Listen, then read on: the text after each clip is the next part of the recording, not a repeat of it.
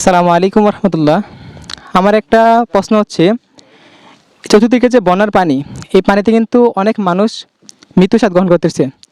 ওই যে মৃত্যুস্বাদ গ্রহণ করতেছে, তারা কি এই জানাতে যাবে কিনা, বা তারা তাদেরকে একটা মানে তাদেরকে আমরা শুনতেছি তারা কি শহীদ হবে কিনা?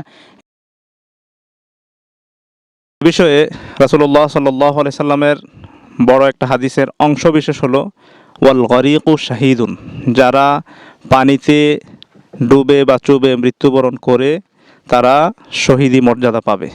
তো বন্যার পানিতে যারা আকস্মিকভাবে মৃত্যুবরণ করলো, আমরা নিঃসন্দেহে এটা বলতে পারি যে আল্লাহ রাব্বুল আলামিন তাদের সমস্ত গুনাহ-খাতা মোচন করে দিয়ে তাদেরকে অবশ্যই শাহাদাতের মর্যাদা দান করবেন ইনশাআল্লাহ।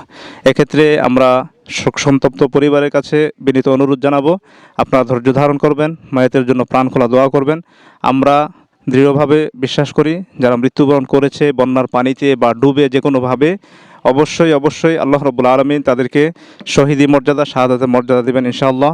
আল্লাহ রাব্বুল আলামিন আমাদের প্রত্যেক পানিতে ডুবে মৃত্যুবরণকারীদেরকে শাহাদাতের মর্যাদা দান করুন, আল্লাহুম্মা আমিন।